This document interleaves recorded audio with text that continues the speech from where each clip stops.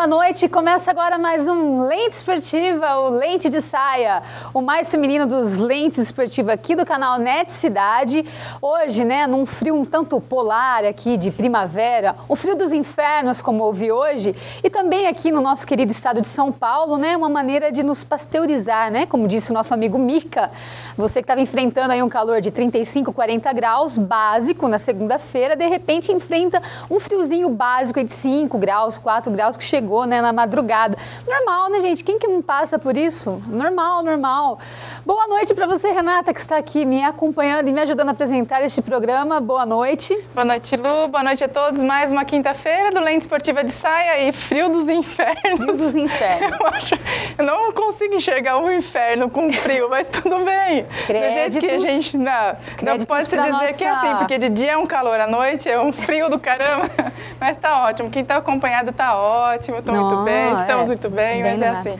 Boa noite a vocês, sejam bem-vindos. E mais um tema lindo como esse aí, o box. Vamos entrevistar o Taz aqui, que está aqui com a gente nesta quinta-feira. Boa noite, Taz. Seja bem-vindo. Apresente-se aí para o público. Boa noite, meu nome é Carlos, meu nome de luta é Taz.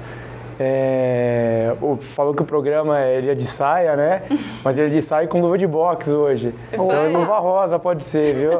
Então, eu sou professor de boxe e Muay Thai. Já exerço essa profissão tem cerca de 7 anos que eu venho trabalhando como professor e instrutor. E que eu pratico a nobre arte tem cerca de 9 anos. Então, a gente vai poder compartilhar hoje um pouco que eu conheço do esporte aí. Vamos poder mostrar para o pessoal de casa para ele poder conhecer um pouco melhor aí da nossa arte. Com certeza, o programa de hoje promete. Só uma perguntinha, Taz tem a ver com o demônio da Tasmânia? Tem a ver com o demônio da Tasmânia, exatamente. Por que será? Porque o lutador ele tem uma coisa que é natural dele, que é uma certa agressividade, né? E o demônio da Tasmânia ele é muito agressivo. Então quando eu entrei a primeira vez que eu entrei no ringue, esse apelido pegou. E você sabe, né? Quando você acha ruim é quando pega. Então a galera achou, falou e acabou pegando. Então foi por essa minha vontade de lutar aí, essa agressividade um pouquinho fora do comum, mais do que outros lutadores, que acabou pegando. E você aí de casa, tem alguma pergunta para o demônio da Tasmânia que está aqui hoje pessoalmente? Renata, como que o pessoal faz para participar?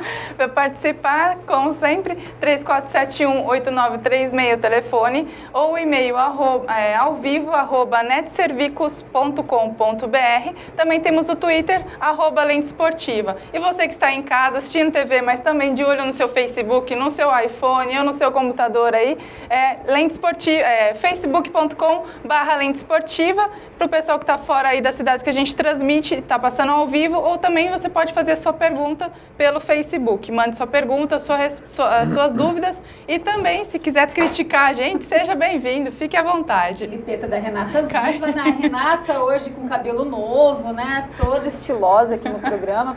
Faz seu apelo, Renata. Estou lisíssima hoje, ó, que beleza. Faz seu apelo para o pessoal de casa participar. Gente, vamos participar. O Taz está aqui, veio com toda a força de vontade, boa vontade, para responder as suas dúvidas, os seus questionamentos, mas ligue, participe. A sua presença e a sua participação é sempre muito importante para a gente. Tá certo. Então vamos lá, vamos começar a trabalhar, né? Taz, quanto tempo que você está nesse esporte? Olha, eu pratico esporte de contato desde criança. Então eu comecei a praticar com 6 anos. Toda mãe leva o filho ou para o futebol, ou para o karatê, ou para o judô. Eu, no caso, fui para o futebol, ninguém me escolhia. Tinha eu e uma menina, era a menina escolhida e eu ficava para fora.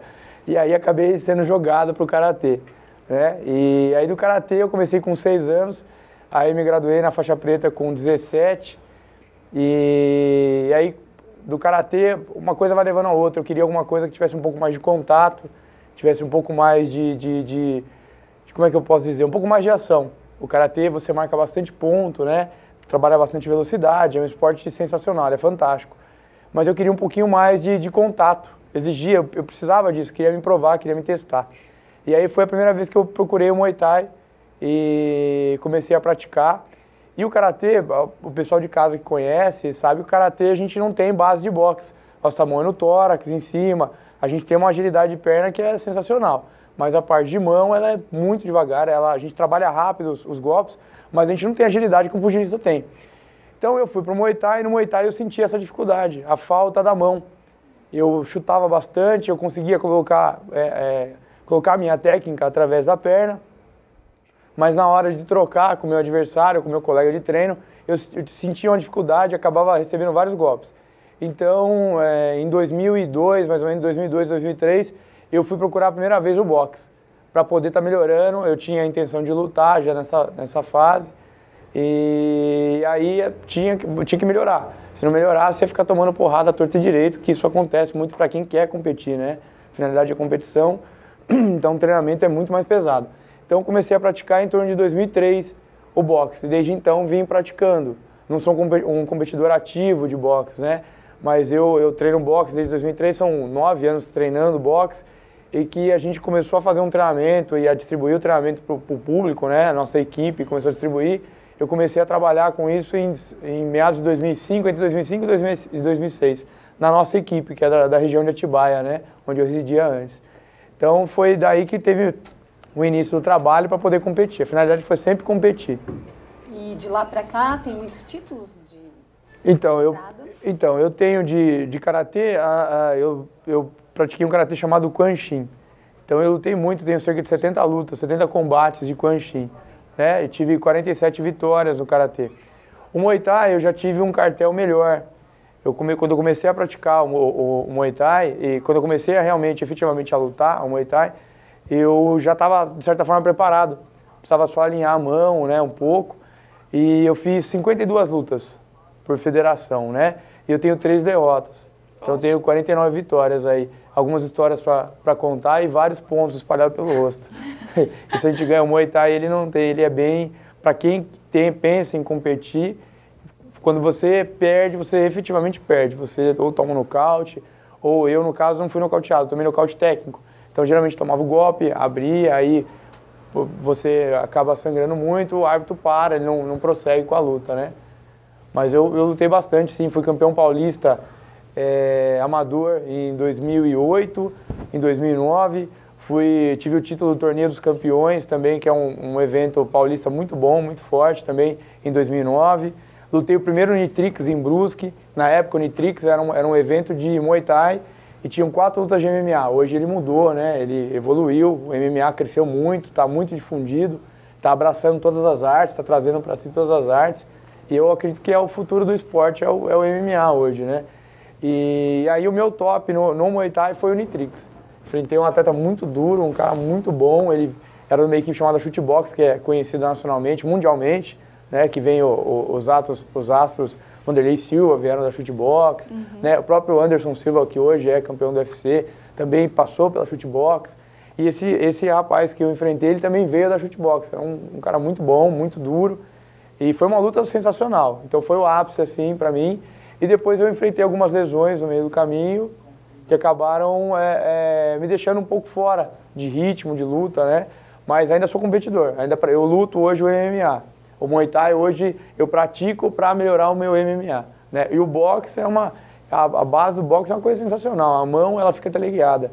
Então a trocação de boxe é um negócio fantástico. Eu acho que faz um diferencial. Na verdade, toda a arte dentro de um MMA faz a sua diferença. Se ela é bem treinada, né, a finalidade é você ser completo, né? Então, se o boxe ele é muito bom, você leva uma vantagem. O seu adversário precisa encostar em você para te derrubar. Para ele encostar até ele chegar em você, ele já tomou várias, entendeu? Então, isso é legal. O boxe ele te dá essa vantagem. O Muay Thai também é muito efetivo, né? O Muay Thai trabalha chutes desde a canela até a altura da cabeça. Todas as distâncias. Então, você trabalha a super longa, que é para chute longo. Você trabalha a média distância, que é para a parte de boxe. Você trabalha a distância curta, que é para clinch, que você vai grudar o seu adversário pelo pescoço da joelhada, e a super curta, que é clinch e cotovelo. Então o Muay Thai você trabalha todas as distâncias. Agora o boxe, ele tem um molejo, o boxe ele tem uma manha, ele lembra um pouco a capoeira em certos sentidos. Porque ele tem uma manha, você desce a sua guarda, você dá o seu rosto para o adversário para ele vir te pegar, e aí você dá o contra-ataque. Então ele é muito bacana, ele é muito explosivo o movimento. Então eu pratiquei porque era necessário para o meu desenvolvimento, né? Mas eu aprendi a amar o boxe de uma forma intensa. É intenso, porque o boxe ele é intenso. Assim como acho que todo esporte de contato que você se doa, você tem esse retorno dele. Ele te dá satisfação quando você consegue realizar o movimento, quando você luta e consegue aplicar. ele é sensacional. E de onde originou o boxe? Então, o boxe, ele é um esporte dos reis. Tá? Tem inúmeras histórias aí que tratam desse início do boxe, né? Mas a mais aceita pelo pessoal do boxe é que ele é um esporte europeu, então ele veio dos países antigos, né? E quem praticava nobre arte, como o nome fala, nobre arte, eram os reis. Então, as pessoas não podiam praticar o pugilismo, praticar o boxe abertamente. Então, só os reis que treinavam e que praticavam. Então, por isso que ele tem o nome de ser a nobre arte, porque inicialmente começou com os reis. No início, não se existia regra. Então, você trocava, você ia para trocação até alguém desistir. Desistir ou não ter mais condição. Nossa!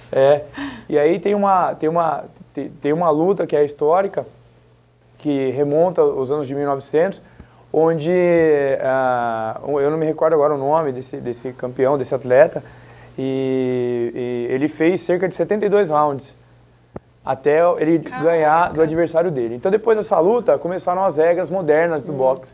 Limitaram a quantidade de rounds, limitaram por categorias, antes era aberto. Então, por exemplo, o indivíduo tinha 70 quilos, ele disputava uma luta com um indivíduo de 100 quilos, 110 quilos. Então, o que ele ganhava em agilidade e em velocidade, ele perdia em relação à força, né? Então, a área de luta também não era bem definida, era aberto, formava-se círculo e o pessoal disputava ali o boxe. E o círculo é para quem está torcendo para alguém morrer ali. Exato, é quase isso. Isso foi no começo, né? Então, hoje não. Hoje ele teve essa evolução, teve esse ápice, né? Chegou no ponto, acho que o boxe ele atingiu o ponto máximo dele no mundo na década de 90.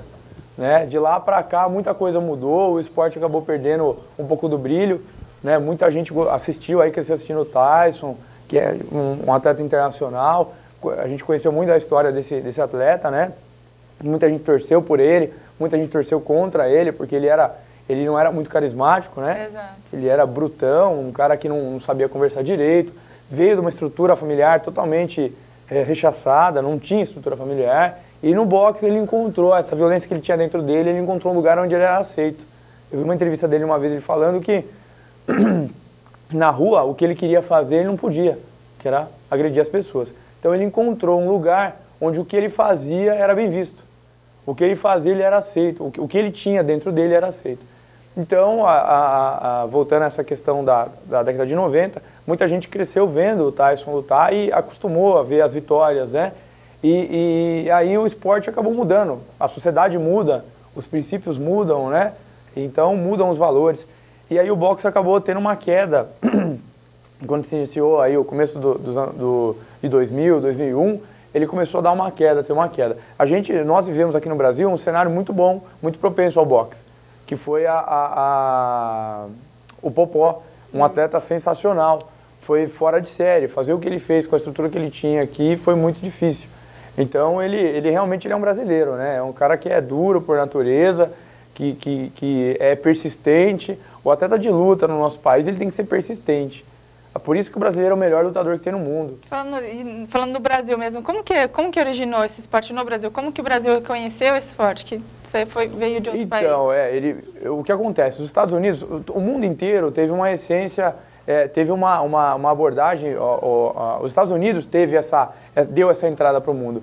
O mundo seguiu muito na década de 50, 40 os Estados Unidos. Uhum. Então você pode ver que se você olhar o nosso país e os Estados Unidos, as roupas, né, os automóveis, a estrutura, né, de casa, de vida, era muito semelhante, muito semelhante. Então teve toda essa cultura americana que veio trazendo. E aqui no país, o boxe ele tinha esse lado meio negro, então ele era marginalizado. Ele começou a mudar perto da década de 90.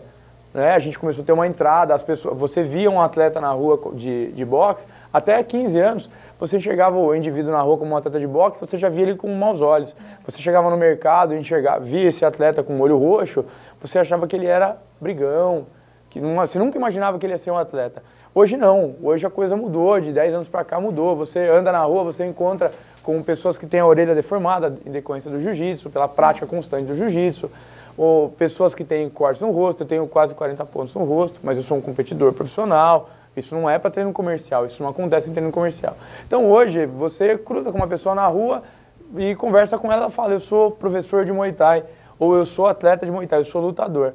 né? Então, com essa evolução que teve, hoje também a gente consegue viver melhor do esporte. Você consegue falar mais fácil de um esporte de luta que tem uma agressividade com mais alívio, né? Exatamente. Não sendo tão mal visto assim. O reconhecimento ele está começando agora. A gente tem aí um efeito UFC. Eu falo efeito UFC. Depois que o UFC entrou no panorama nacional e começou a apresentar os nossos atletas, e os nossos atletas são os melhores do mundo, por essa persistência, por essas dificuldades que eles passam aqui, né? Lá fora, você vai comprar uma luva de boxe, por exemplo, você paga $13. Aqui dentro você vai comprar um equipamento semelhante, você tem que pagar, desembolsar de R$180 a R$250. Então é difícil você ter um equipamento de qualidade. Se você não tem equipamento de qualidade, você não rende. Então, imagina um brasileiro que sai daqui, vai lutar lá fora e é campeão. Imagina o que esse indivíduo passou aqui dentro para chegar lá. Então, você vê que a gente tem exemplos aí, por exemplo, do Minotauro, que é um atleta do MMA, do Jiu-Jitsu, que teve uma lesão, né? O Minotauro também teve lesão de quadril, de ombro, vários atletas aí. E o brasileiro, ele tem essa ideia de não desistir. Ele é duro, é brasileiro, desiste, né? Não dizer, exatamente. Isso serve pra gente, isso é a maior verdade, entendeu? A gente é duro por natureza, o cara vai entortar, vai bater de um lado, vai bater do outro, a gente vai sacudir a poeira, vai levantar e vai pra cima. Tá acostumado, né? Exatamente. Ô Taz, uma pergunta, você estava falando aí da luva, né, do preço mais caro pra gente, por exemplo, aqui no Brasil. Desde quando que o boxe utiliza luva? Não utilizava antigamente. Então, olha, o boxe, eu não posso falar em a gente porque eu não era vivo nessa época, né? Mas no início as pessoas utilizavam pano na mão para se proteger. Tá? Depois, para frente, foi usado estômago de carneiro. Então era usado o estômago do carneiro costurado com uma estopa dentro, com tecido dentro para ser utilizado. Então a luva ela começou a aparecer em meados dos anos 30. A luva de boxe, como a gente conhece, né? Hoje é evidente que é um material muito mais evoluído, muito mais leve, né? Você tem hoje o material que é feito, ele é moldado, é uma espuma moldada, diferente dos outros equipamentos de há 5, 10 anos, né?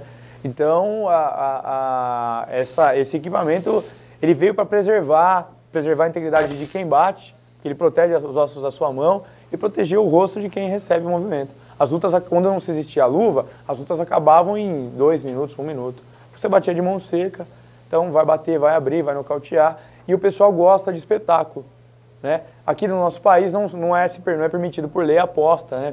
Valor financeiro.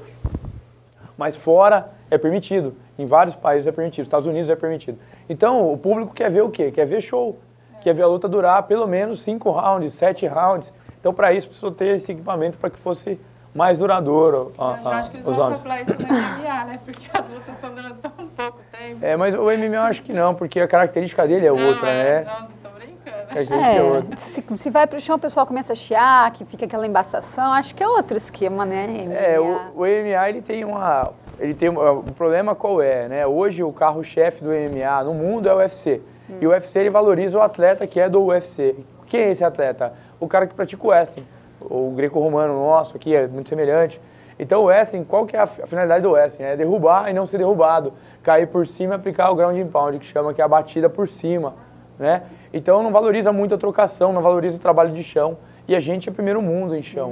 O brasileiro, em tudo que envolve, em vários aspectos, né? Mas o que envolve arte marcial e luta em si, o brasileiro ele é, sem sombra de dúvida, o melhor povo que tem para se trabalhar. E Taz, a nossa amiga Renata aqui, ela fez uma seleção de uns vídeos que a gente vai ver hoje, né? Tem um vídeo aqui do Muhammad Ali, né? Vamos passar aí para o pessoal ver. Sensacional. O Muhammad Ali, ele era Cassius Clay, né? Depois ele mudou o nome dele e fez alteração de nome. Era um atleta sensacional.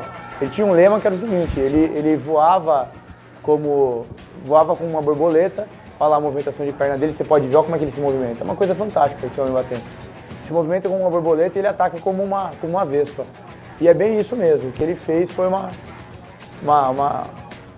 criou história, né? Hoje ele é referência para vários atletas, né? Essa movimentação dele é sensacional. Olha a mão baixa. É isso que eu falo desse molejo do boxe, esse lado mais negro do boxe, né? Ele dá o rosto, ele dá um lado e ele aplica do outro. Ele é sensacional. Parece fácil com ele, né? Muito fácil, né? Dá vontade até de começar a fazer, mas não é bem assim. São poucos anos treinando para chegar num nível desse. Mas é sensacional. Ele, como ser humano, não era uma ótima pessoa. Ele era... Não era. Ele era um cara muito agressivo pra produção das lutas, né? Então ele... Dentro, um pouco fora, ele era... Exatamente. Não, fora tinha uma beleza. Dentro do ringue tinha uma beleza técnica. Quem olha, quem gosta, admira. Eu tenho um quadro dessa cena aí, ó. Mas, exatamente. Só que fora ele não respeitava. Chamando. Ele não respeitava lá. Ele não respeitava. Bate aqui, ele não respeitava situação, ninguém. Né? Olha lá, você viu? Ele deu o knockdown e falou: não, você não tem condição. E ele teve, essa época aí, o boxe foi muito influente nos Estados Unidos. Essa foi uma luta sensacional dele aí. Ele lutou contra o George Foreman. Foi uma luta lá, o George Foreman, do outro lado, ali do lado esquerdo. Essa foi a luta histórica dele. O George Foreman bateu, foram 13 ou 15 rounds, foram uns 13 rounds.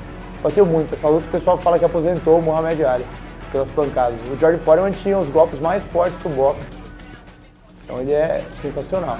E ele conseguiu no final lá, vai ter um nocaute daqui a pouquinho.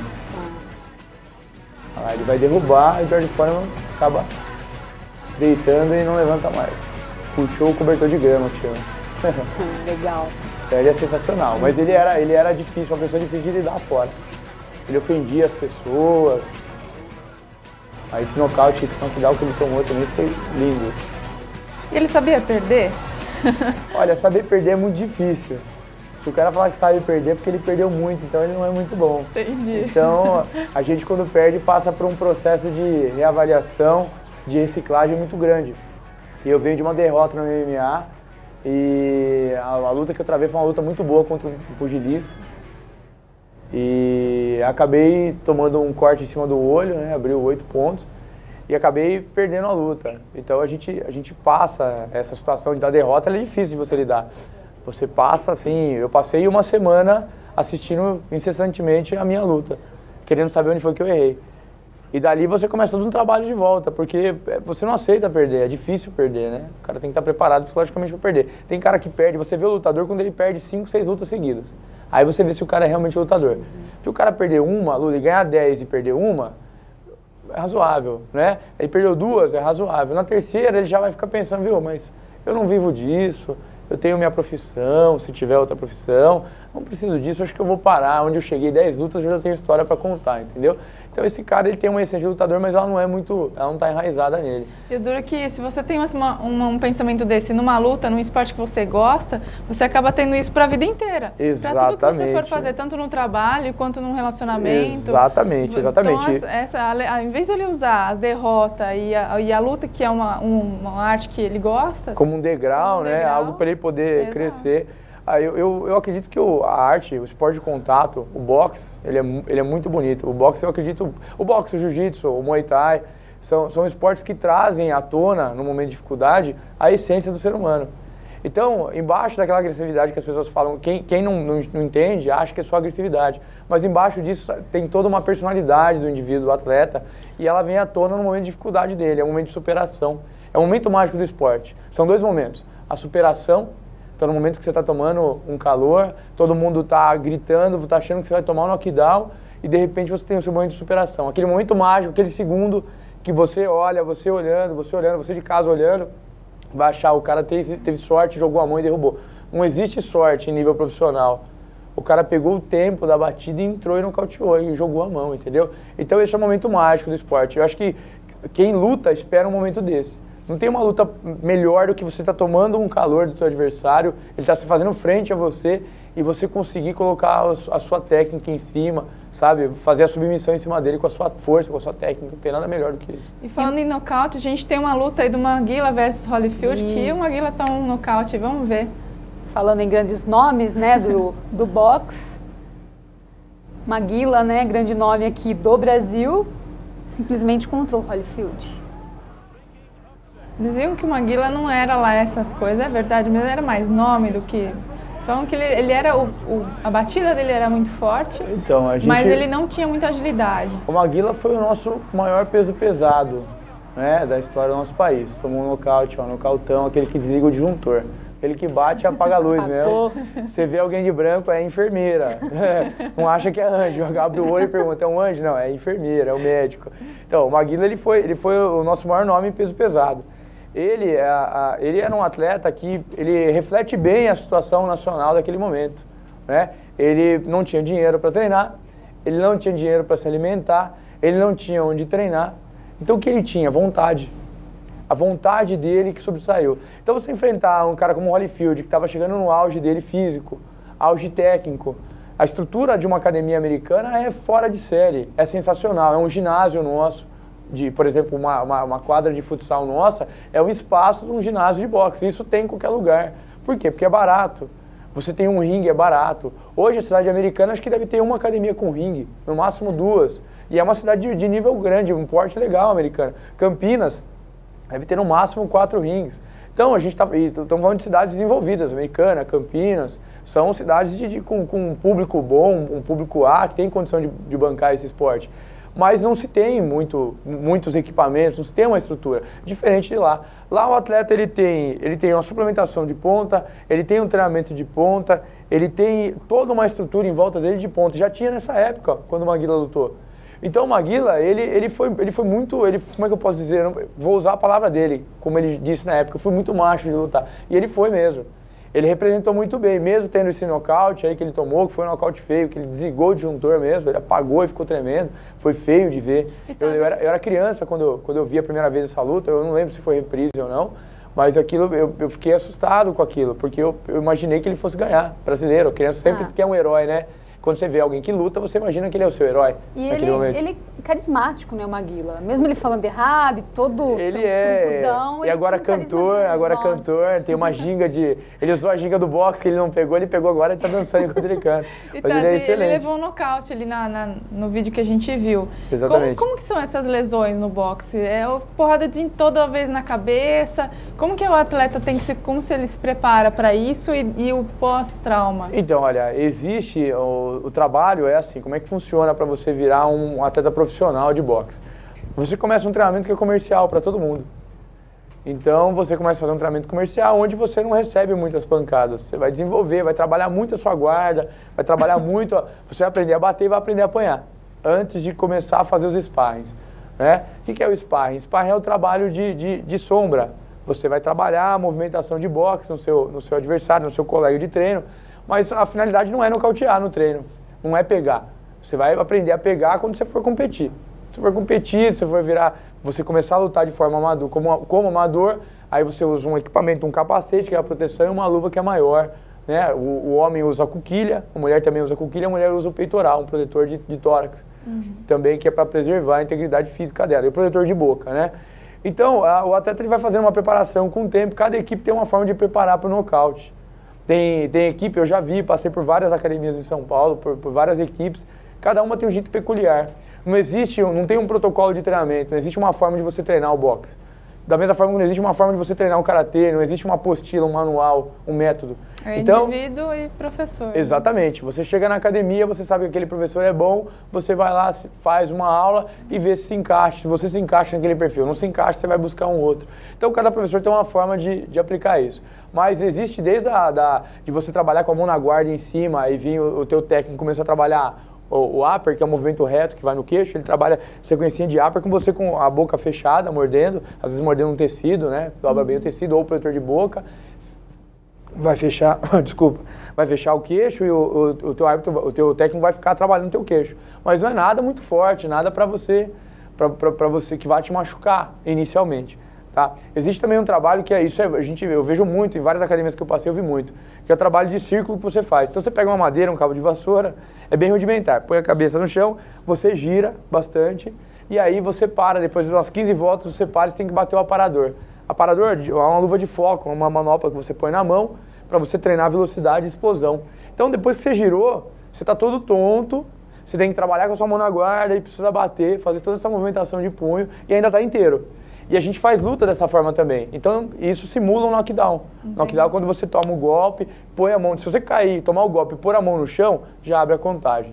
Se você tomar o golpe e cair as duas mãos, abrir a sua guarda, o árbitro já interrompe e abre a contagem. Então, sempre visando preservar o atleta, né? E depois que você tomou um knockdown, o que acontece? Você vai depois que você tomou o knockdown, algumas federações falam que você deve ficar 30 dias sem lutar, por eventos de federação, né?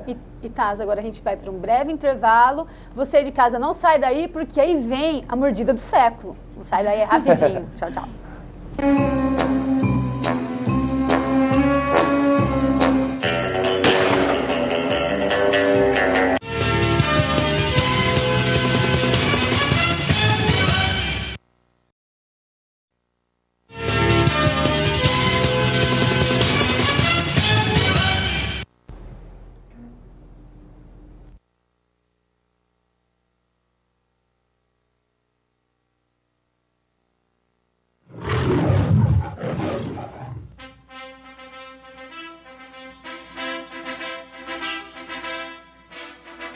Who was the greatest? Who was the best of all time? If two athletes from different eras could actually compete against one another, who would come out on top? In one corner, the reigning champion at Mason the Line Dixon. He'll be pitted against the former two-time heavyweight champion nos Rocky ouvindo aí Balboa. agora e acha que está errando de programa, né? Hoje não é o programa que fala de filmes, estamos no Lente Esportiva, estamos vendo aí o Stallone. Esse filme foi um grande diferencial, né? Ele foi, Rocky Balboa, mostrou a trajetória aí dos atletas, né? E retratou a realidade como é lá também, naquela época, né? Anos 70, início dos anos 70, era difícil. E aí mostra a trajetória de um atleta até a hora da aposentadoria dele. E a gente tem esse problema mesmo, a gente nunca sabe quando parar. Você vê aí, ó, isso daí acho que já é o 6º filme que está mostrando um pedaço, onde ele é desafiado, né, com um campeão mundial e ele é tido como uma zebra. Ele vai lá para promover o nome do cara, né, do campeão mundial daquela época. E ele faz frente para esse campeão mundial. Então é um filme, é um clássico isso daí, para quem gosta de luta. Tem muita coisa, é lógico, tem aquela essência americana de aumentar um pouco as coisas, tudo, né? Tem que fazer o marketing, tem que vender. Mas mostra muito assim da essência. E a gente não pode esquecer que não é um filme de ação, né? É um drama. Isso é um drama, conta a história desse lutador aí que é um... Mas mostra aí aquele negócio que, uma frase do Muhammad Ali, ele fala assim que a força de vontade tem que superar a sua habilidade. Exatamente, eu acho que isso daí reflete... De onde você tirou isso daí? Foi na internet, você viu isso daí? Ou essa frase aí, você... Isso daí é o resumo do que é ser lutador hoje no nosso país. Eu acho que no mundo, né? Não é fácil pra ninguém, não. Mas aqui no nosso país, isso daí, a força de vontade é tudo. Eu posso, sabe? O cara tem que sentir, eu posso. Ele tem que acordar no dia da luta achando que ele pode. Eu posso, só vou lá buscar o meu troféu. Não, eu vou lá lutar e buscar o meu troféu. Então é bem isso mesmo. Nas Olimpíadas a gente teve aquele resultado, eu não lembro o nome da moça, que foi bronze, né, no Exatamente. boxe. Até ela peitou o diretor, né, da federação, o presidente. Criou toda uma crise aí. Justamente pelo que você está dizendo, né, o brasileiro não desiste nunca, foi lá, enfrentou e ainda trouxe um bronze, que pra gente pesa como um ouro, não deixa de ser uma medalha olímpica. A gente tem um problema sério, né, o pessoal gosta muito de fazer marketing está muito em alta, né, então o pessoal gosta de entrar no bonde junto e aparecer. Agora quando aquele atleta, o atleta tá lá treinando, sem o whey, sem o BCA, que é uma suplementação mínima para ele poder desenvolver o treinamento dele, sem comer, por exemplo, ele tem que comer uma quantidade de frango por dia, tem que consumir proteína por dia para manter, né? Tá sempre se regenerando. Quantas mil calorias, mais ou menos assim, 4.000 calorias? Olha, é um treino profissional de boxe de duração de 2 horas e meia aí, que é um treino profissional, gira em torno disso. Você chega a consumir aí quase 2.200 calorias. Quer dizer, uma pessoa comum, uma pessoa que não treina em off, né, taxa de metabolismo basal dela gira em torno de 1.600 calorias. Então, isso é uma pessoa, para manter o teu peso, você vai girar em torno disso, né? E agora um atleta é outro rendimento, é outra coisa, é outro consumo, né? E aí, voltando a essa questão, na hora que ela estava treinando, não se tinha um apoio. Depois que você ganha uma medalha, todo mundo aparece, né? Vai aparecer no Faustão, vai dar entrevista na Band.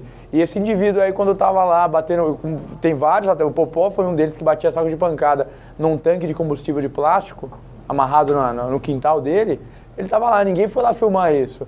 Depois que ele foi campeão mundial, teve toda aquela estrutura, o pessoal ficou em cima, foi mostrar a vida do atleta, como é que era, né? Então, mas mostrou depois, mostrou do cara já com dinheiro, né, bem estruturado. Aí tá fácil. Aí tá fácil. Então aí não adianta, não é uma realidade. Isso não mostra a realidade para quem quer começar. para aquele jovem que quer começar. Isso não é uma realidade. A realidade é que ela é dura, você não tem incentivo. Quem vai te incentivar, o primeiro que incentiva é a família, entendeu? A família, a esposa, a namorada. Então, a gente deve muito...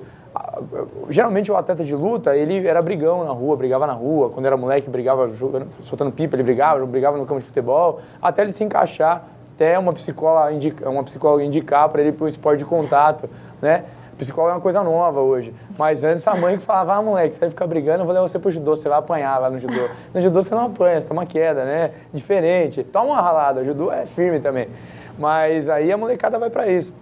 Então até ele se encontrar, a família é que vai direcionar isso, né? Mas é muito difícil você ter um resultado excepcional com a estrutura que a gente tem. E é mais difícil ainda você depender da área pública. Eu acho que o ramo privado ele é melhor para lidar do que o público. O público ele quer usar fazer um marketing exacerbado em cima do indivíduo, né? Exatamente. Então, e falando um pouco em psicólogo, né? Em agressividade, vamos ver aí o nosso querido Tyson na sua luta, mordendo a mordida do século. Mordida do século. Passa o VT aí, por favor.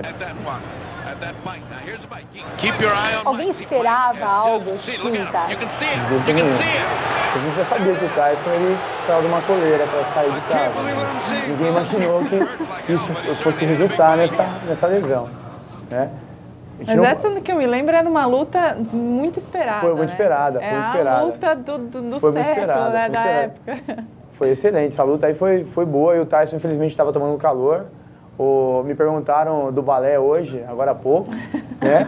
Mas o Holyfield teve que fazer balé para aprender a se locomover em frente do Tyson, porque o Tyson era uma máquina de destruir, era uma máquina de demolição viva, né, humana. Então ele realmente, se ele entrasse de frente com você, era que nem você ser atropelado por uma Scania. Então era difícil. E como que é as regras para um caso desse? Qual que é a regra do boxe e também as penalidades? Então, olha, vou falar sobre o básico, né? Para vocês terem uma ideia, né? O boxe, a finalidade é o boxe olímpico, por exemplo, a finalidade é você marcar ponto. Você vai trabalhar a pontuação. Então a gente trabalha com uma luva branca, ela tem a ponta branca, e você vai bater no seu adversário, você vai encostar no seu adversário. Se o seu adversário estiver fechado, você não vai marcar ponto. Se o golpe entrar na guarda aberta, você marca o ponto. E aí os árbitros que estão em volta, os laterais, vão estar marcando essa pontuação. O árbitro central, ele vai estar olhando para ver se a luta está sendo seguida as regras dentro da área, dentro do campo de batalha, dentro do ringue. Então, quais são essas regras? Eu não posso bater nas costas, eu não posso bater na nuca, eu não posso ficar agarrado, eu não posso dar umbrada, eu não posso dar cabeçada, eu não posso morder, igual foi mostrado no vídeo do Tyson. Isso daí não é do boxe, entendeu? Então, eu não posso bater na linha de cintura para baixo. Então, eu devo trabalhar o quê? Toda a parte da linha de cintura para cima, né? E, como eu já disse, não pode dar cabeçada, não pode dar cotovelada. Então, o árbitro ele vai estar regulando isso, o árbitro central. Ele vai estar olhando para ver se vai estar seguindo isso. E vai estar incentivando também os atletas a estarem lutando. Porque se é um atleta que marcou mais pontos naquele round, ele para e fica correndo. E o outro que precisa marcar vai ficar correndo atrás dele. Sim. Então vira maratona, não vira mais boxe. Então, para incentivar essa luta, o árbitro fica lá toda hora instigando, mandando lutar. Se não tiver a luta, se você fizer uma infração, o árbitro vai te advertir uma vez, duas vezes. Dependendo do caso, o árbitro que vai estar olhando, o árbitro central, ele é absoluto. Então, se ele achar que você está fazendo de propósito, está dando um cruzado, está entrando no cotovelo de propósito, ele vai te advertir uma vez. Se estiver puxando a nuca, que não pode puxar para bater, no boxe não pode.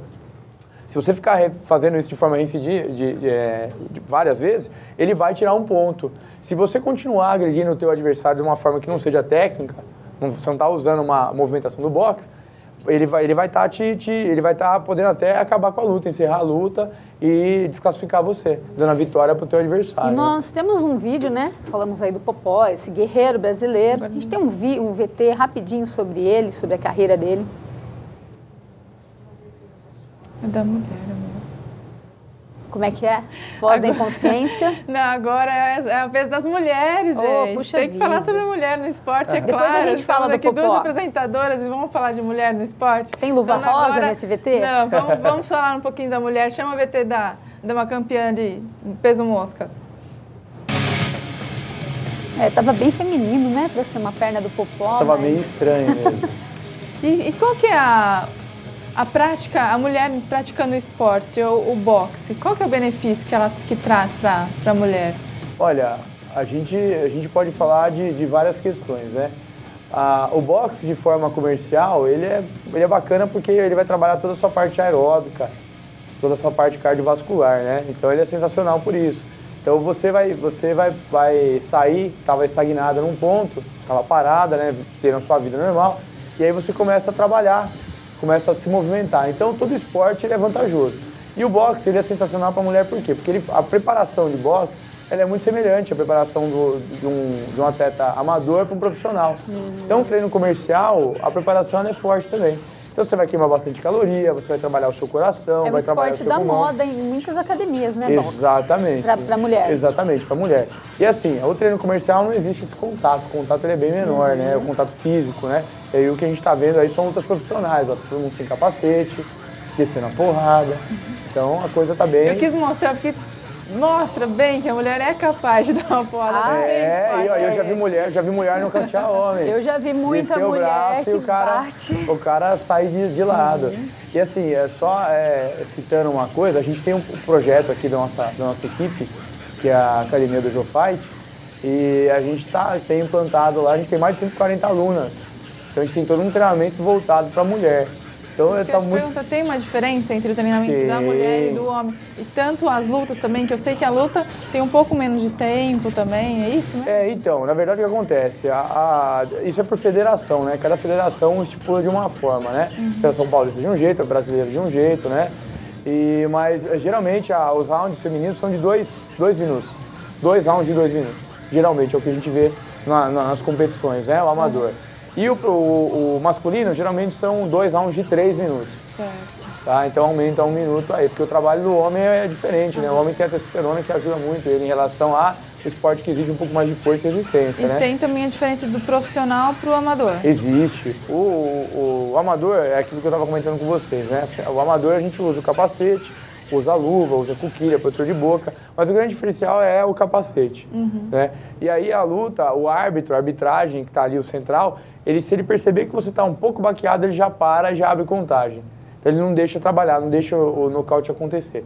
A gente fala que o nocaute acontece naturalmente no amador. Então, por exemplo, pegou a mão, o cara caiu sentado, sim. Agora você bateu o primeiro, o cara tonteou, você vai entrar e arrebentar o cara? Não, o árbitro já entra e abre contagem. Então sempre visando mais a segurança, aumentar a segurança do indivíduo, né? E já o profissional não. O profissional é uma luta que existe a pontuação, mas os atletas têm, por natureza, eles querem pegar um ou outro, eles querem derrubar, né? Então é bacana. E o treinamento feminino, ele é diferente, ele é totalmente diferente. A gente treina algumas características, as mulheres têm algumas características que são inerentes a elas. Então a gente faz um trabalho específico voltado para as mulheres, né? Então hoje o boxe feminino, por exemplo, ele tem uma parte que agrega muito fitness. Ele agrega muito a parte de condicionamento físico, né? E isso é uma coisa muito bacana, porque falta isso hoje pra gente. A gente trabalha muito, estuda muito, come muito mal, né? A gente tem McDonald's do lado de casa. Então você liga e pede uma parmegiana, né? A parmegiana chega em 10 minutos. Sim. Então, quer dizer, acabou a sua vida, você não come mais direito, né? Tá. Então tem esse trabalho. Você falou da academia. Quem quer conhecer a academia, qual que é o primeiro passo? Quero fazer boxe lá na academia. Para onde que eu ligo? Como Legal. Que a gente faz? O telefone da academia é 19, né? É daqui de Americana. É 3601-6950. Não, 3601-6950. Fica na Rua das Palmeiras, número 325. Tem a Avenida Silo, ela fica para baixo, na altura da Cofer, que é uma loja de material de construção. Ela fica atrás e fica de frente para o Kid Chips. Então o pessoal de Americana conhece, aí o pessoal de fora também, que só perguntar, o pessoal indica, né? E a academia, ela está crescendo muito na área feminina e a gente tem todo um trabalho estruturado para o público feminino. Tem umas meninas aqui no nosso canal 2 do estúdio na Net Cidade, elas estão loucas para praticar boxe. Meninos do Boletim Esportivo, boa noite! É o Lucas está querendo praticar boxe. Você sabia que ele é boxeador, Lu? Eu sabia que ele praticava balé. Não, depois do balé, para ele mostrar a masculinidade dele, agora ele está praticando boxe. Não, de forma nenhuma, não pratico boxe, acho um esporte bacana, mas não tenho o menor talento. E o que vocês trazem de notícias pra gente, meninos? Contem Lu, pra hoje nós. O programa está sensacional, aliás, o programa de vocês também está sensacional, show de bola. A gente vai falar do campeão, o Santos, da Recopa, a gente vai falar também da derrota da equipe feminina de futsal feminino aqui no Zanaga na noite de ontem. Tem o VT com os gols, bem bacana aí pra vocês. VT fresquinho, né?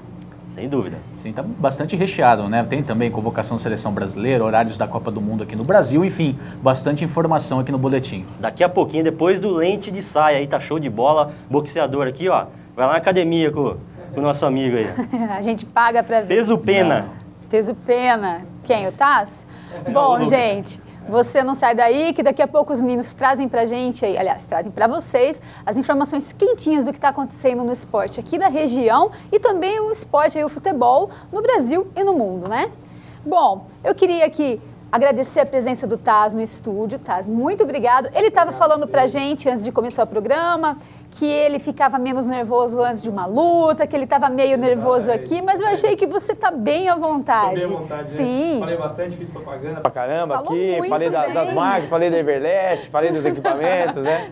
Tá bom, então vai. Então, gostaria de agradecer a sua presença, muito obrigada. Quer mandar um abraço para alguém? Eu queria mandar... Se quiser também agradecer, se tem patrocínio, fica à vontade. Legal, eu tenho algumas pessoas que eu preciso agradecer, então essa é uma oportunidade bacana. Primeiro é o meu mestre de Atibaia, chamado Emir Mori Haddad, da equipe Strike Moritim, um cara que sempre me apoiou em tudo. Comecei o boxe com ele, então ele é um cara sensacional, moldou muito, me ajudou muito no crescimento pessoal, não só como lutador, mas na vida, né? Um professor meu que desde pequeno, meu professor de karatê, chama Eduardo Barbosa, também me ajudou muito, cresci muito treinando com ele. E hoje a equipe do Dojo Fight, que eu tenho um vínculo muito forte com eles, eu treino jiu-jitsu com o professor Malhação. Então ele é muito bacana, o treinamento é fera, o treinamento é, para quem gosta de competição, tá lá o lugar. Para quem quer um treino comercial, lá também é um lugar sensacional. Quem quer praticar um esporte, está convidado para ir lá fazer. E você que está aí atrás da TV aí, tá assistindo a gente aí, que está com um pacote de salgadinho na mão, joga esse pacote fora, dá uma bica nessa coca, levanta, pega a sua bermuda do Coringão, meu, e vai lá para academia. Aí. Vai para academia lá treinar lá, a gente vai estar esperando você lá, o Malhação corintiano. Queria mandar um abraço para ele, inclusive, mais um. E aí a gente vai estar aguardando você que quiser ir lá participar dessa equipe, conhecer esse mundo novo, fazer parte desse mundo. Tá aberto. Legal. Obrigada mais uma vez. Miss Drifting, suas considerações finais? Queria agradecer a todos que ficaram com a gente nessa 1 hora de programa. Vi que foi rapidíssimo, acho que você nem sentiu aí aqui como a gente tá, fala super bem e defende o que gosta e faz o que ama também. E eu queria mandar um beijo para todos que estão em casa, especialmente para minha mãe, para Camila, para Tatiane, que está doentinha aí, e para o Alan também. Queria parabenizar pelo seu excelente trabalho, mandar também um beijo carinhoso para o Malhação, que é meu professor por um dia. Eu machuquei o primeiro dia que fui fazer o Gil, eu tive uma lesão minha mesmo coisa de velho no joelho. Nossa. Mas semana que vem, eu tô de volta. Terceira idade também pode praticar, né, gente? Isso aí, semana que vem eu tô de volta. Boa noite a todos, fiquem com Deus. Bom, gente, a gente vai terminando por aqui, terminando sempre, tradicionalmente, com o quadro Nada a Ver. Semana que vem a gente tem mais Lente Esportiva. Esperamos vocês. Tchau, tchau.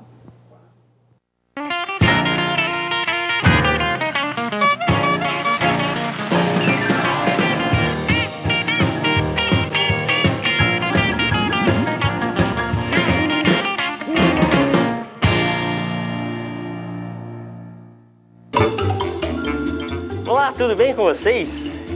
Hoje a gente vai falar um pouquinho sobre juiz de futebol. Essa profissão tão ingrata e indesejada, mas que pode fazer a diferença em uma partida. O Nada a Ver de hoje vai mostrar 3 maneiras inusitadas e diferentes de como um juiz deve apitar ou não uma partida de futebol. Estilo juiz de direito.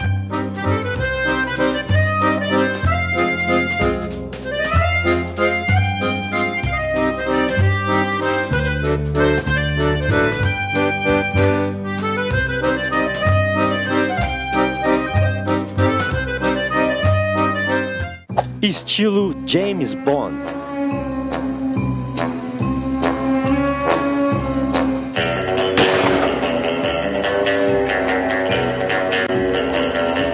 The name's Bond. James Bond. Estilo Michel Teló. Ai, se eu te pego, vai, delícia, delícia, assim você me mata. Ai, se eu te pego, delícia, assim você me mata. Ai, se eu te...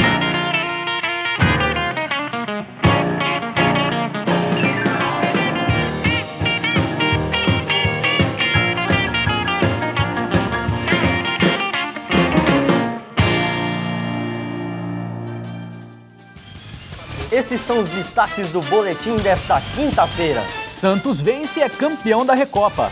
Americana perde na primeira partida da final do futsal feminino. Rio Branco inicia o planejamento para 2013. Copa Paulista, todas as novidades dos clubes aqui da região. Vamos falar também da elite do futebol, tudo sobre o seu time aqui no Boletim. Tudo isso e muito mais a partir de agora, no Boletim Lente Esportiva. Boa noite, Lucas. Boa noite, meus caros amiguinhos que estão aí em casa. Com esse frio, e que frio, hein, Lucas? 12 graus a temperatura, uma friaca aqui na região de Americana. Boa noite, Luiz. Boa noite ao amigo e amiga assinante. Realmente, nesta noite fria de quinta-feira, hoje dia 27, né? 27 de setembro de 2012, nós começamos aqui. Sabe o seu aniversário? Parabéns. Dando os parabéns já adiantado, então, para você aqui, de toda a equipe aqui do Estúdio 2 do canal Net Cidade. E também é muito recheado de informação hoje no boletim, né? Tem bastante coisa aí no esporte acontecendo pra gente atualizar você. Muito bem, a gente começa com o Tigre da Paulista, o Rio Branco, após a eliminação na Copa Paulista. O Tigre agora pensa na temporada de 2013, que é o Campeonato Paulista da Série A2, com o elenco em recesso. A diretoria começa agora a analisar as séries D e C do Campeonato Brasileiro, como também a Copa Paulista, para estar aí buscando novos reforços, para estar trazendo aí para o time de Americana. O Carlos Rabelo, não se sabe ainda se ele fica ou não. Vai haver uma conversa ainda da diretoria com os investidores do time para ver se o Carlos Rabelo permanece ou não aqui em Americana. A vontade do técnico é de permanecer aqui no Tigre da Paulista para estar aí montando a base da equipe para a temporada de 2013 do Campeonato Paulista da Série A2 no centenário do clube o ano que vem, Lucas. Olha, Luiz, interessante o nome do Carlos Rabelo permanecer. Gosto dele como treinador. É um treinador que sabe montar uma equipe, sabe postar a equipe em campo e sabe lidar com seus treinadores. E é um treinador, com seus jogadores, aliás, desculpa, e é um treinador que sabe jogar Série A2, né? Série A2 a gente sabe que é uma competição muito difícil, muito pegada. O Rio Branco fez uma boa Série A3, mas a gente viu aí o resultado que acabou decepcionando toda a torcida e a cidade americana na Copa Paulista, né? O Rio Branco tinha um projeto aí de tentar chegar à final e brigar pelo título e uma vaga na Copa do Brasil, acabou não acontecendo, e agora tem que se reestruturar totalmente para jogar o Campeonato Paulista da Série A2. O Rabelo é um bom nome para começar. Não sabemos o que vai estar no gramado, os jogadores que vão, os jogadores que ficam, quem será contratado, quais serão as contratações, mas acredito que o Carlos Rabelo ele pode ajudar a diretoria a orientar nesse aspecto de contratação, Luiz. Bernard, Jean e a galera que esteve aí na Copa Paulista permanece ainda no Rio Branco. Já o meia Rafael já está aí no departamento médico com o joelho lesionado, só deve voltar realmente para a temporada em 2013, lá no Campeonato Paulista da Série A2. Essa foi a nota aí do Rio Branco Esporte Clube daqui de Americana, Lucas D'Amato. Tá certo. Na cidade vizinha aqui, algumas informações sobre União Agrícola Barbarense, União que disputa o ano que vem, 2013, a elite do futebol paulista, né? Ele conseguiu o acesso aí em 2013 e agora está na Série A1 do Campeonato Paulista e corre atrás de um treinador também, União Barbarense, né? Um nome que cotado aí para voltar ao comando da equipe do Leão da 13 é do técnico Claudemir Peixoto, que foi o técnico da campanha do acesso. Claudemir saiu do União Barbarense, né? Foi buscar aí um espaço em São Paulo, treinando o São Caetano, se não me engano. Santo André, na verdade.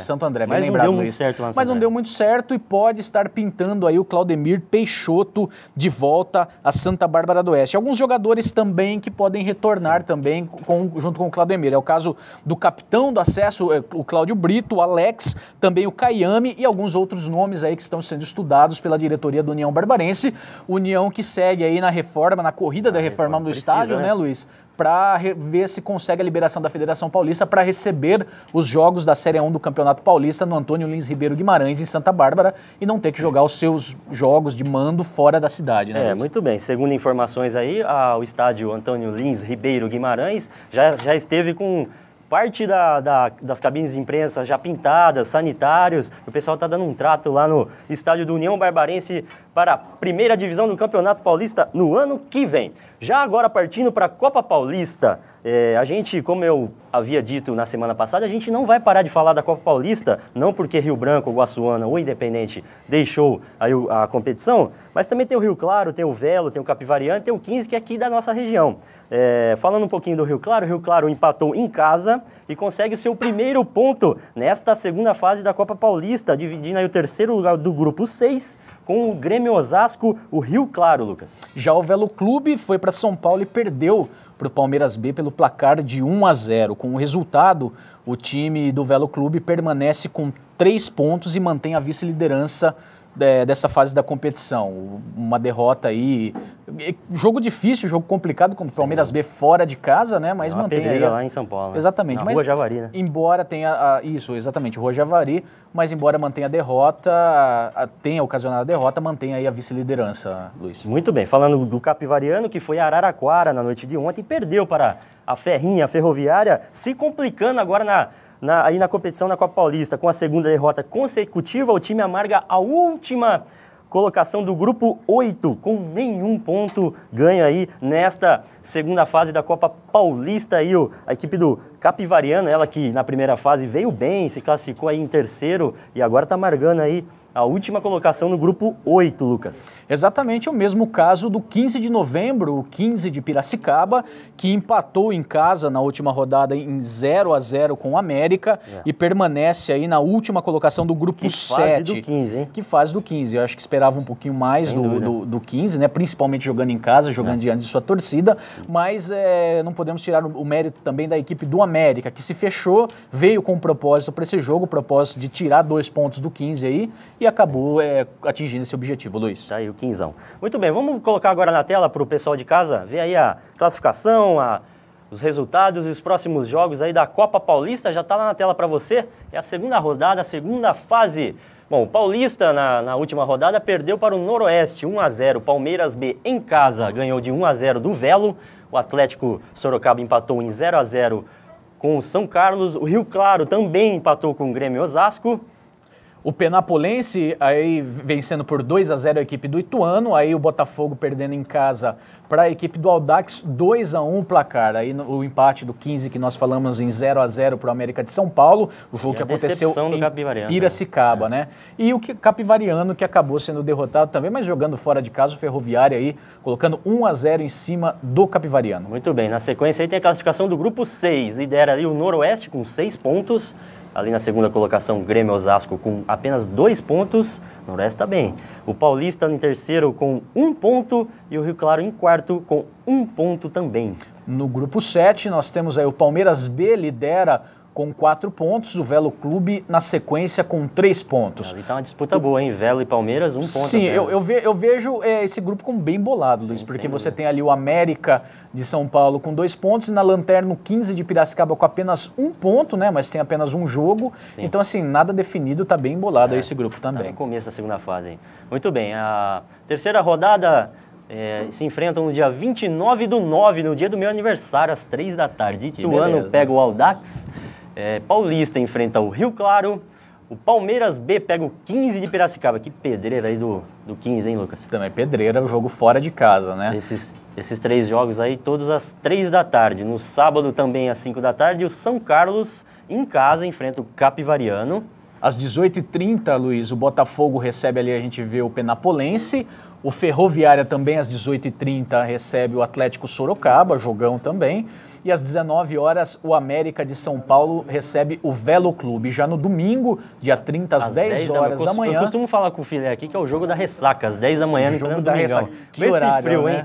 Meu amigo. Bom, espero que a temperatura esteja amena, pelo menos, né? Não vai estar aquele solzão de rachar. Ver, né? Vai estar aí o Grêmio Osasco recebendo em casa a equipe lá. Vamos voltar à tabela? Pode voltar, a equipe tem como voltar? Pode voltar ali a tabela, só pra gente finalizar esse jogo de domingo. Frisar rapidão. Colocar ali na tabela e o Grêmio Osasco recebe o Noroeste às 10 horas da manhã no domingo em casa. Muito bem, tá aí a tabela, as rodadas e a classificação da Copa Paulista. Agora, pulando da Copa Paulista, a gente vai falar um pouquinho do futsal feminino. É o Paulista da segunda, é tanto Paulista que agora é esse aqui, Lucas, é a segunda divisão do futsal feminino, que aconteceu o jogo, a primeira partida da final aconteceu ontem, beleza, lá no ginásio do Zanag. É a gente, eu, Sheila Pereira e Caroline Gomes, fomos lá conferir como que foi a primeira partida da final. A Americana decepcionou, perdeu aí de 3-5 para o Espírito Santo de Pinhal. Coloca na tela aí pra gente ver o que aconteceu meninos, boletim na noite de informativo ontem, por favor. Boa noite, meninos, o boletim informativo do Lente Esportiva. Eu estou aqui, acompanhei todo o jogo do futsal de Americana, que infelizmente não levou a melhor, o placar finalizou com 5-3, mas nós vamos agora acompanhar e mostrar para vocês aí de casa os melhores momentos desse grande jogo. Acompanhe.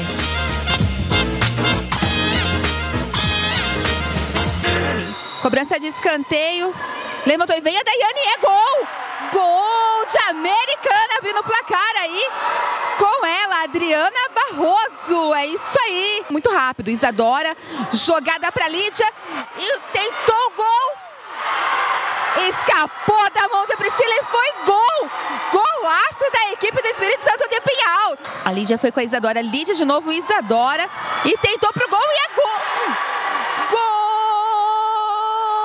Equipe do Espírito Santo do Pinhal e foi ela, Isadora, camisa 9. Pera a bola, equipe do Espírito Santo do Pinhal. Lídia, olha o gol, gol!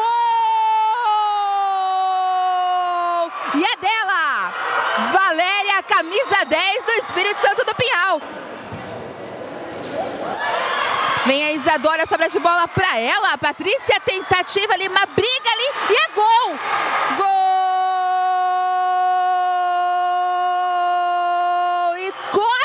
O técnico, ela, Valéria, camisa 10. Vamos ver o que vai acontecer agora, hein?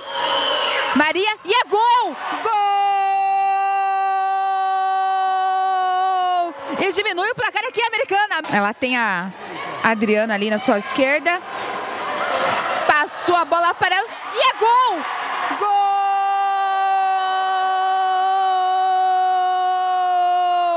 Ana Paula, camisa 10 de Americana. Tem a Lídia, tem a Valéria ali. Ela preferiu que a Patrícia. A Patrícia chutou e é gol! Gol!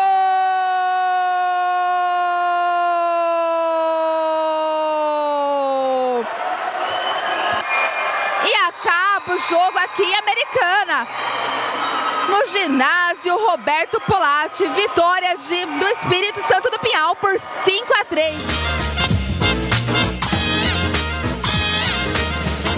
A gente veio preparado, sabia que o jogo ia ser difícil, né?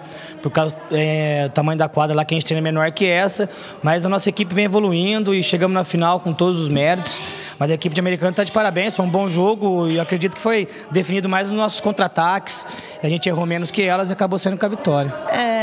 Pecamos alguns momentos da partida, né? Acabamos sofrendo os gols. Tivemos chance de empatar no final, né? Foi uma infelicidade ali, né? No final tomamos o gol e agora buscar a vitória fora de casa e buscar o título. A expectativa para o jogo de domingo, como que tá? Não, tá boa. A torcida deles já gritou é campeão, né? E vão ter que engolir a gente lá.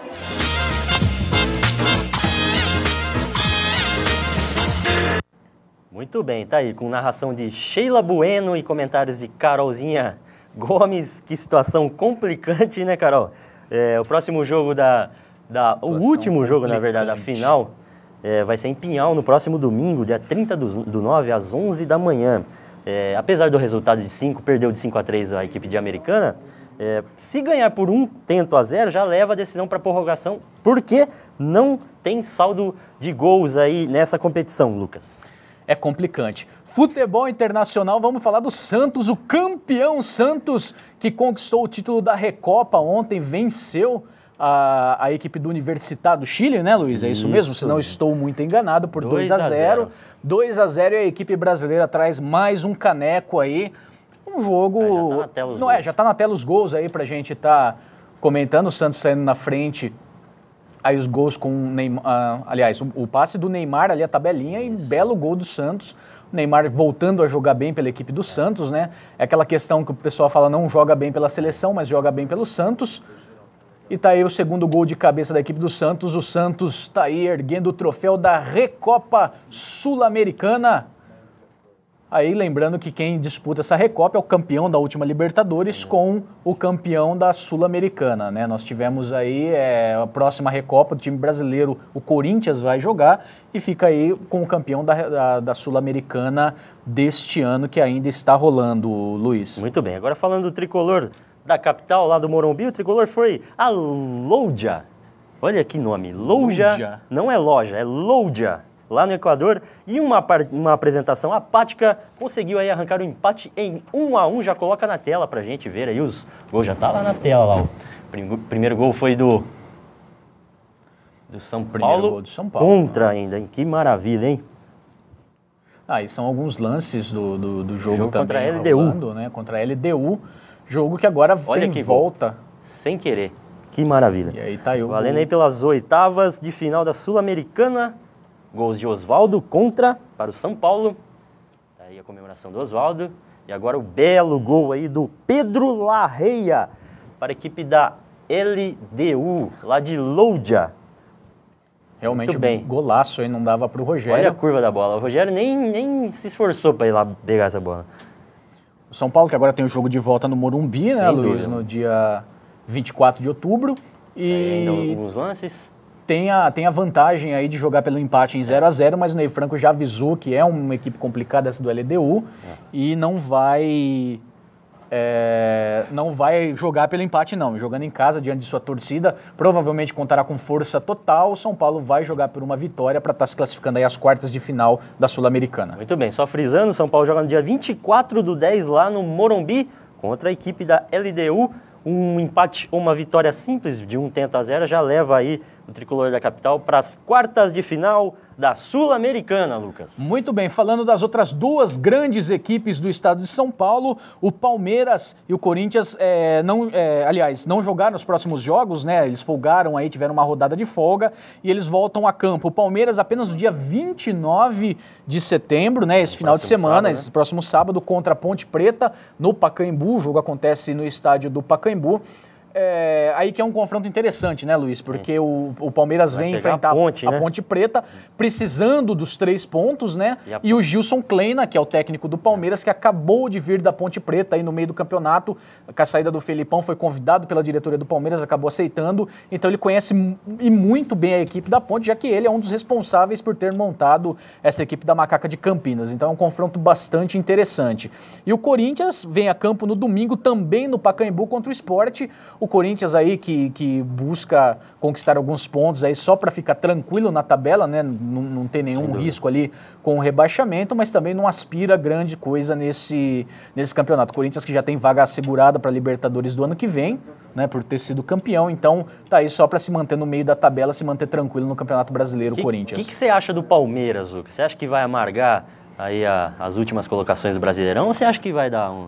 O Palmeiras está numa situação muito complicada, Luiz, mas jogou bem contra o Figueirense. O Gilson Kleina fez uma baita de uma estreia. Ele postou bem a equipe. O Marcos Assunção tinha comentado que o Palmeiras tem que jogar como equipe pequena. Não vi ele jogando como equipe pequena contra o Figueirense, mas vi muita personalidade do Gilson Kleina e muita ousadia na questão de estruturar o time para ser mais defensivo. Ele até tinha feito uma pesquisa do Palmeiras, ele constatou que a maioria, 79% dos gols que o Palmeiras sofre é no segundo tempo. Então isso pode ser atribuído à condição física. Então ele mantendo um time mais defensivo, ele preserva melhor a condição física dos jogadores e evita tomar gols na segunda etapa. Essa é a estratégia que o Gilson Kleina utilizou contra o Figueirense e acabou dando certo jogando aí nos contra-ataques. Muito bem. Pulando só uma notinha rapidinho da Liga Americanense de Futebol, tem rodada do Veteranos no próximo sábado, dia 29/9, a segunda rodada da primeira fase, tem na Série Ouro, tem a rodada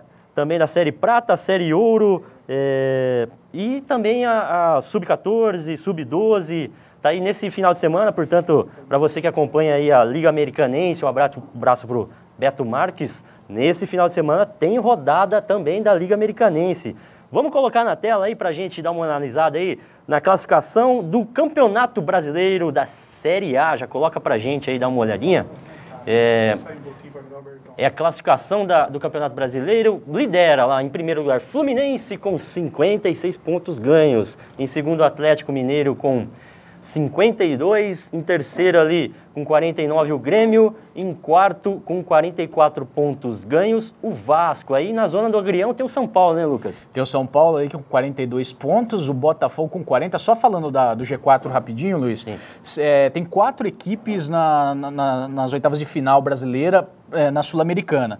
Se alguma equipe for campeão, lembrando da Sul-Americana, a Sul-Americana dá a vaga para a equipe brasileira para Libertadores e esse G4 do brasileiro acaba virando G3, perde uma vaga aí, né? Só lembrando isso. Então ali na sequência o São Paulo com 42 pontos, o Botafogo na sequência com 40, também com 40 o Internacional fechando ali em sétimo. O Corinthians com 36 é o oitavo, em nono o Cruzeiro com 35 e em décimo o Flamengo 34 pontos. Já ali na 11ª posição, a Ponte Preta com 34 pontos, também empatada ali com o Flamengo. Na 12ª o Santos, 33 pontos. Na 13ª, Portuguesa, a Lusa do Caninieri ali com 32 pontos. Na 14ª posição, Náutico com 31, empatado também com o Náutico. Bahia na 15ª posição. Na 16ª ali, o Coritiba com 28 pontos. E aí na zona do descenso, né, Lucas? Aí vai os que estão desesperados, né? O Sport com 27 pontos, Palmeiras com 23, Figueirense com 22 e na lanterninha o Atlético Goianiense com 20 pontos. Esses seriam o Goianiense está numa fase, hein? 4 rebaixados, está numa fase também. Eu acredito que não tem mais chance também de ficar aí na Série 1 do Brasileiro. É complicado, Luiz, que estima-se que a equipe, para permanecer na Série 1, precisa somar 40 pontos. Então tá longe, tá na metade só o Atlético Goianiense e precisa praticamente vencer todos os jogos daqui para frente para tentar se livrar. Acho muito difícil. Mesmo caso aí do Palmeiras também, né? Palmeiras e Figueirense, já tá difícil para esses dois. Aí imagina para Palmeiras, aliás, para o Atlético Goianiense, né? Se para Figueirense e Palmeiras já está quase impossível. Sem dúvida. Já coloca na sequência aí. Bom, a 27ª rodada, no dia 29/9, às 6h30 da tarde. Vasco enfrenta o Figueirense, também ali no mesmo horário. O Cruzeiro pega o Internacional, jogando em casa, lá em BH. A Portuguesa, lá no Canindé, enfrenta o Atlético Mineiro, que pariu duro aí para Portuguesa, hein? O Atlético Mineiro, que é um dos líderes do campeonato. Ainda no sábado, às 6h30, o Náutico pega o Atlético Goianiense. E às 9 da noite, o Palmeiras pega a Ponte Preta lá no Pacaembu. Muito bem. No domingo, às 16 horas, Flamengo recebe o Fluminense, aí no Clássico Carioca. O Corinthians recebe o Sport. O Coritiba vai receber o Soberano do Morumbi. E às 16 horas o Bahia recebe o Botafogo. E no jogo das 18h30, o jogo da madrugada, que eles dizem, né, no domingo, o Grêmio recebe o todo-poderoso Santos, campeão da Recopa.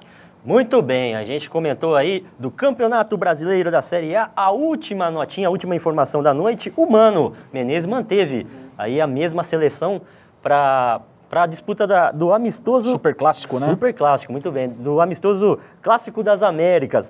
A novidade para você, caro amigo do Telespec, é a convocação do Meia Kaká. Tá aí, o Meia Kaká tá de volta à seleção, só que ele não vai jogar porque esse Clássico das Américas são só jogadores aqui do Brasil. O Kaká acho que vai estrear no jogo contra o Japão, um amistoso. Na verdade, que a seleção vai... no jogo contra o Iraque, né? A seleção joga amistosos contra o Iraque, depois contra o Japão, e o Kaká volta depois de 2 anos à seleção brasileira para jogar esses 2 amistosos aí. Lembrando também que equipes como Santos, São Paulo, Internacional e Corinthians terão desfalques por 2 rodadas por conta desses 2 clássicos também contra o Iraque e Japão da seleção brasileira. Muito bem. Tá aí Kaká de volta à seleção. E uma última nota da noite, a FIFA divulgou o horário agora, nesse comecinho de noite, os horários da Copa do Mundo aqui no Brasil em 2014. Muito bem, atente para a primeira fase. Jogos começam às 13 horas, às 16 horas, às 17 horas, às 18 horas, às 19 horas e às 21 horas. A abertura vai acontecer em São Paulo, na Arena Corinthians, às 17 horas, no dia 12/6 de 2014. Já a final da Copa do Mundo será feita na belíssima, maravilhosa cidade, maravilhosa Rio de Janeiro, às 16 horas do dia 13/7 de 2014. Tá aí a FIFA divulgando os horários para o pessoal já indo se adaptando aí aos horários da Copa do Mundo Brasil 2014. Lucas Damasio, o pessoal já está cortando a minha cabeça aqui, já está pedindo para a gente ir embora. Queria que você desse aí os seus boa noite e seus abraços e tudo mais. Muito bem, eu só queria agradecer, Luiz, pelo convite para estar participando aqui no lugar do professor Paulo Filé, não pôde comparecer hoje. Um abraço pro Filé. Um abraço Filé tá de volta na próxima quinta. Próxima quinta-feira estará de volta professor Paulo Filé. Eu queria aproveitar para mandar um abraço para todos os amigos e amigas assinantes que acompanharam o boletim e desejar aí um bom resto de semana e um ótimo final de semana para vocês e que faça aquele calorzinho para a gente poder aproveitar o final de semana, né, Luiz? Muito bem, eu queria dar meus abraços também pro André, meu amigo, meu brother, pra Renata, que é a noiva dele, pro Alan, pra Carol, aquele abraço. Gente, obrigado, boa noite, boa semana, bom final de semana e até a próxima quinta-feira aqui no Boletim Lente Esportiva. Tchau, tchau, boa noite. Até a próxima, tchau, tchau.